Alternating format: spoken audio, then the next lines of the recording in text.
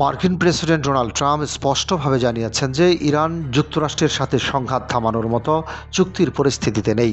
তেহরানকে অবিলম্বে সাদা পতাকা তুলে আত্মসমর্পণ করার তাগিদ দিয়ে তিনি ওয়াশিংটনের কঠোর অবস্থান পুনরায় ব্যক্ত করেছেন। একই সাথে দুই দেশের মধ্যে থাকা পূর্বের অন্তর্বর্তীকালীন চুক্তির মেয়াদ বাড়ানোর সম্ভাবনাও তিনি পুরোপুরি নাকচ করে দেন।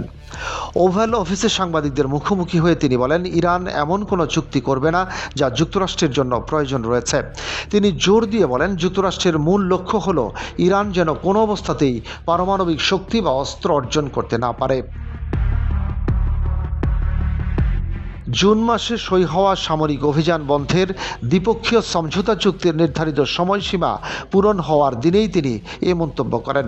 এর আগে ট্রাম্প এই চুক্তি বাতিল করলে ইরান তা স্থগিত করে এবং নির্ধারিত সময়সীমা শেষ দিনে এসে পৌঁছায়। ওভাল অফিসের বক্তব্যের পূর্বে দেওয়া এক সাক্ষাৎকারে ট্রাম্প ইরানকে কাল বিলম্ব না করে সাদা পতাকা উঠানোর আহ্বান জানান। হরমুজ প্রণালীতে জাহাজ চলাচল স্বাভাবিক করতে ওমান ও ইরানের মধ্যস্থতাকারীদের ভূমিকা নিয়ে ট্রাম্প চরম ক্ষোভ প্রকাশ করেছেন।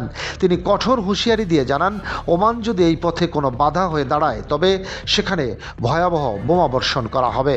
পরবর্তীতে নিজের নমনীয় অবস্থান থেকে ট্রাম্প মন্তব্য করেন, ওমানের আচরণ ভালো না হলেও তাদের সহজেই সামলে নেওয়া যাবে।